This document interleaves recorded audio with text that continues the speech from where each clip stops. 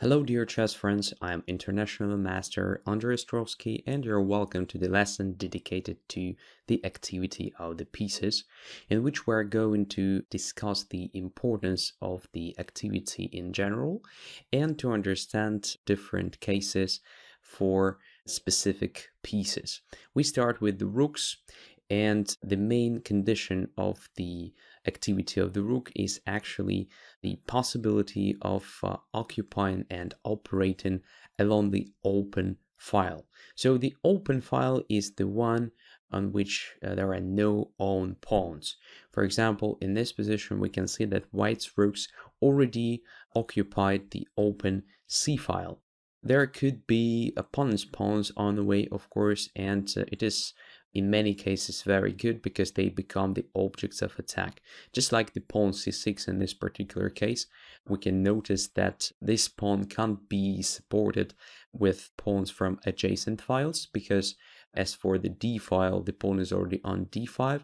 As for the b file, there is no pawn on the b file, and this means c6 pawn is a backward pawn, a typical weakness, and white simply attacks it with both rooks along the open c file.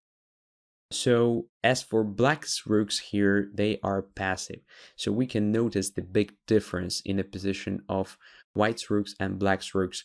While white's rooks occupy very active positions, actually being mobile, influencing the situation, so attacking the c6 pawn, black's rooks are not active at all because they simply don't influence the position. The rook f8, as we can see, occupies the closed file because there is the f7 pawn, so this rook can't attack anything, as well as the rook c8, so it also occupies the closed file and it is passive mainly because it is forced just to protect c6 pawn, so this rook can't be really activated somehow. It's not possible to find the normal object of attack in white's camp for this rook, so this rook will probably remain passive till the end of the game. So another interesting thing is the co-working. So it is very important to coordinate the work of your pieces.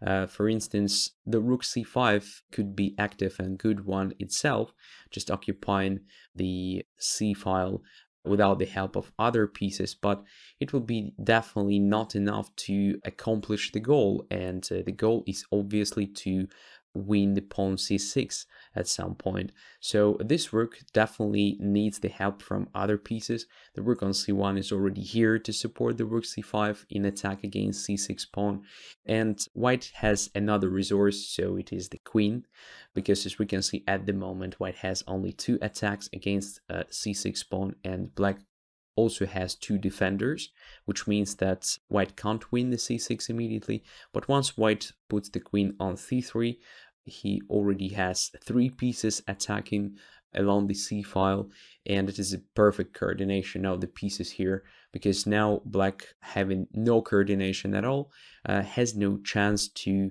support the pawn c6, which means that the quantity of attacking pieces exceeds the quantity of defending pieces, which means that white wins the material. So pawn c6 inevitably drops next move. So as you can see, when there is an open file, you have to fight for this open file with your heavy pieces, because if you manage to occupy it and to double or even triple your heavy pieces along this open file, you will really benefit from it, because active heavy pieces may decide the deal, may decide the game, just like here. So when pawn c6 drops, white will already have the material advantage, and the rest will be just a conversion of this material advantage. Another example and the most noticeable feature of this position is, of course, the centralized knight on d5. This knight occupies simply perfect position here because of mainly 2 reasons. So the first one is obvious because it is a central square, and in the center the knight usually controls much more squares if compared to any other position, so that the knight can really influence the situation on the board. And the second reason is that the knight here can't be actually kicked away from this position. This is a very important thing, because the knight is the short range piece, so that to influence the position, it has to be ensured somehow. So here it is not possible to kick this knight away because it occupies a light square, so that opponent's bishop, for instance, can't do this stuff. So it simply has no access to the light squares. And as for pawns on adjacent files, there are no pawns being able to kick the knight.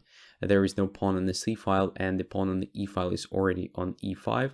As for other pieces, well, the knight is supported by pawn e4, so that it's not possible to capture this knight with the queen or with the rook without losing the material. So the knight here is almost forever, well, unless white wants to change the position of it.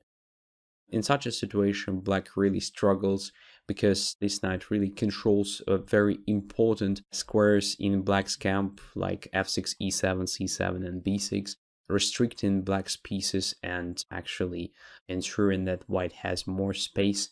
And also important squares in own camp, like f4 square. So this square can be occupied by the queen or the bishop if there is no knight on d5, and it might be a unpleasant attack against white's king.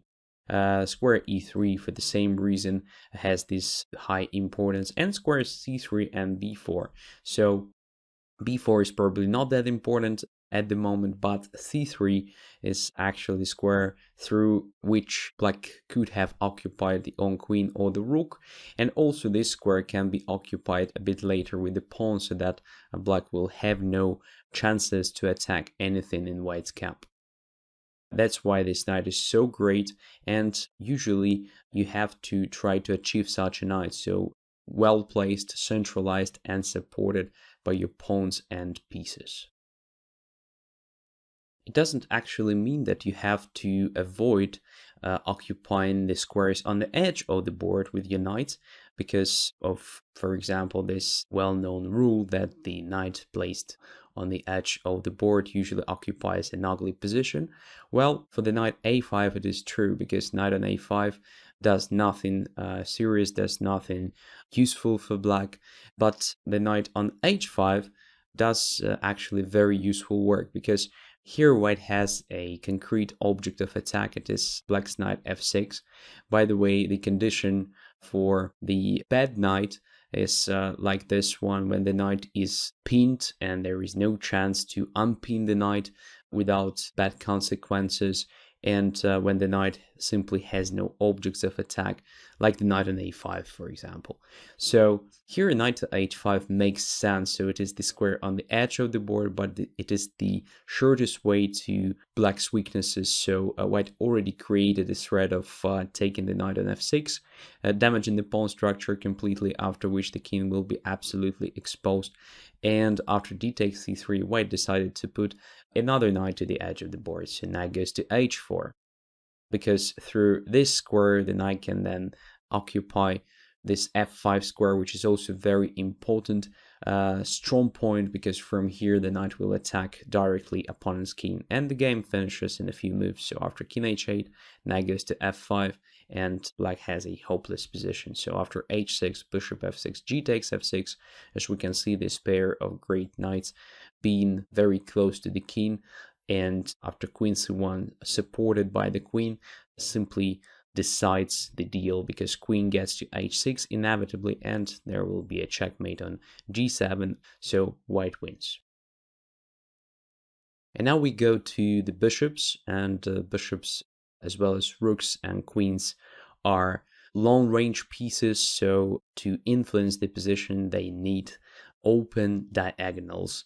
In this case, they can be especially useful and dangerous. Just like in this position, we can notice this great bishop on a1 occupying very important a1 h8 diagonal, controlling this without limits, and actually pinning the rook g7, and all other black's pieces are pinned to this rook, because if, let's say, queen goes away, then white takes on g7 and checkmates opponent's king. So black actually has the extra rook, but this means nothing in this position, because black's pieces are simply paralyzed with this guy on a1. So active bishop means the bishop that occupies usually long diagonal, has objects of attack, and can be useful. So black's bishop is a bad one. It also has no limits on his way, but there are no objects of attack that this bishop could have attacked. White actually wins with the help of a very nice combination. White can do almost everything he wants. The only thing is to be accurate. So white starts with the f3, actually closing diagonal a8, h1, so that preventing black's only possible counterplay based on queen a8. And now definitely black has no chances to move a single piece here, so everything that he has is just pawn moves. So black's idea is to try to close diagonal with this b4, c4, c3, but white is just faster. Just look at this. White plays f5. After b4, rook goes to g3, and after c4, white actually ready to come up with a decisive combination. So queen takes h7. The rook is pinned, so king takes h7 is the only move, and then rook goes to h3, and it is a checkmating pattern because, well, the king can't occupy g7, g8 because these squares are engaged with own pieces. White's pawn f5 controls g6, the only defense is bishop h4, but rook takes on h4 with a checkmate. So everything was based on the great power of the bishop on a1, occupying long, empty diagonal and influencing the position this way, just pinning the rook g7. When the bishop has no objects of attack, it is usually dominated by the knight. It is the extreme example. So here, despite position looks, well, absolutely drawish because of the low material, white manages to win because of the very bad position of the bishop and very bad bishop in general. So first king goes to h6 here, just increasing pressure and controlling important g7 squares so that preventing black's plan of king g7 and bishop g8 activating the bishop. So after king h8, white makes another interesting move. It is knight to h4, and it appears that the bishop still can't go to g8 square because in this case it limits the own king, and white wins with the help of knight g6 checkmate. So after knight h4, it is necessary to play king g8, after which white keeps maneuvering the knight, and in a few moves, just again using this possibility of knight g6 checkmate when bishop goes to g8, so that forcing black just to go back and forth with the king, the knight is being maneuvered to f8, attacking the bishop. And now the bishop being limited with the own pawn, as you can see, having no square on g6, has to go to g8, in which case white checkmates the king.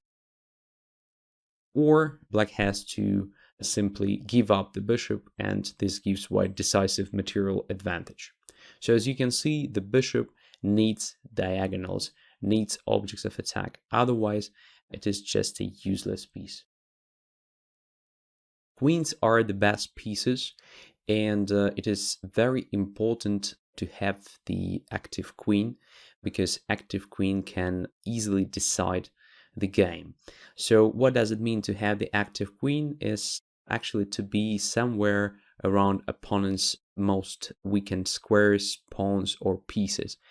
For example, here the difference in positions of queens is obvious because white's queen is far away from the main part of the board, because now it is definitely the king side where white has problems with protecting his king. There are a lot of weakened squares around the king, and black is actually in the process of attack. And black's queen is unlike white's one, is exactly there, so around most vulnerable squares, pawns, and pieces. And this position of the queen simply decides here. So black has the rook e2 possibility, just attacking h2 and g2 square, simply creating a threat of a checkmate on g2 or h2. And once white takes the rook, because it is the only way to prevent that, the queen is here to grab rook on f1 with a checkmate. Another example, which is a bit more complicated probably, but still features the same problem. So white's queen is very close to opponent's king, so it is placed on the king side and is ready to join the attack because white's rook is already here occupying the 7th rank.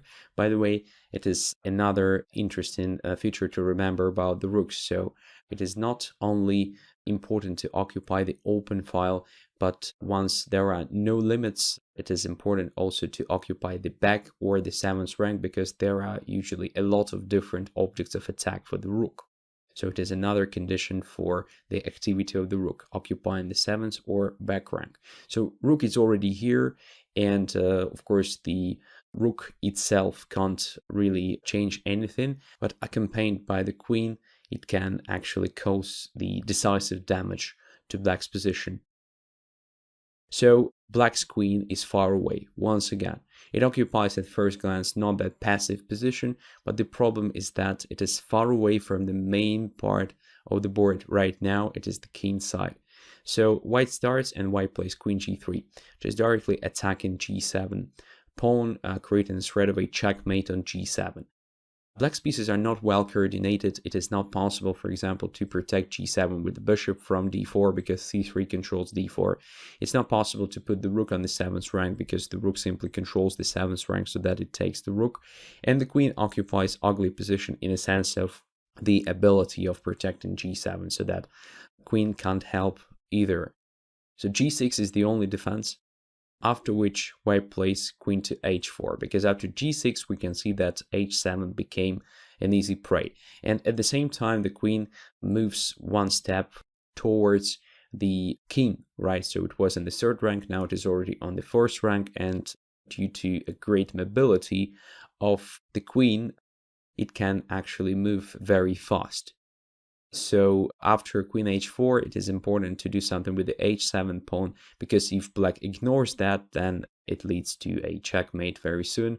So queen h7, king f8, queen g7, king e8, queen h8, and checkmate next move. So after queen h4, black probably has only one defense, it is h5.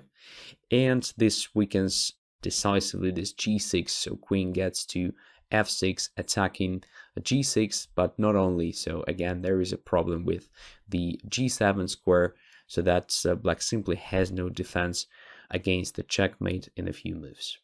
So in this lesson, we discussed different cases of activity of the pieces. We compared active and passive pieces, and I hope we understood the most important thing. So first of all, the activity in general is the main condition of accomplishing any sort of goal. And for each and every piece, the conditions of activity are probably different, and we discussed the rooks, the knights, the bishops, and the queens, so that now you have to understand better how to activate your pieces. Thanks a lot for your attention. See you next lessons.